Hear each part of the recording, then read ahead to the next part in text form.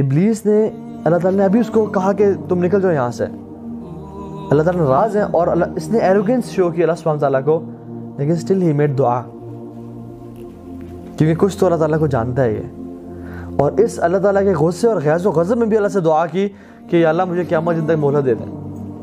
ابلیس کو پتہ تھا کہ دعا کسے کروں گا، صرف اللہ سے ہی کرنی ہے، کسی اور سے نہیں کر سکتا میں، میری دعا کو پورے کرنے والا صرف اللہ ہی ہے۔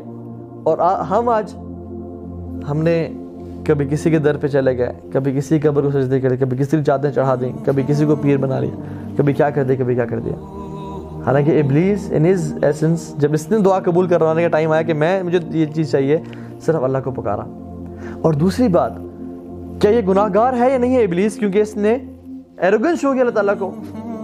ہم ابلیس سے بڑے گناہ گار تو نہیں ہیں نا؟ جب ابلیس دعا کر سکتا اللہ تعالیٰ سے، جبکہ اللہ اس پہ غصے ہیں، تو کیا ہم دعا نہیں کر سکتے اللہ تعالیٰ سے؟ اور اللہ تعالیٰ نے دعا قبول کی یا ریجیکٹ کر دیا؟ قال انک من المنظرین، جا تو دے جو تو مانگتا ہے۔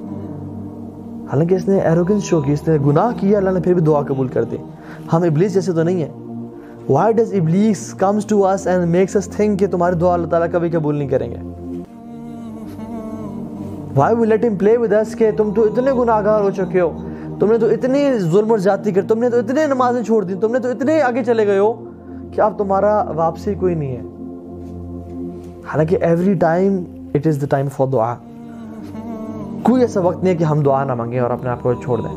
اللہ تعالیٰ ہر چیز قبول کرتے ہیں، اور اللہ تعالیٰ نے امیجیٹلی ابلیس کی بھی دعا ایکسیپٹ کی۔ تو اے آدم جو کہ اشرف المخلوقات ہے، وَلَقَدْ كَرَّمْنَا بَنِي آدم، ہم نے آدم کو تکریم دی اور اس کو ایک آنریبل بنایا، اور امت محمد دیا کا ایک شخص کیسے ہو سکتا ہے کہ اللہ تعالیٰ میری دعا قبول نہیں کریں گے؟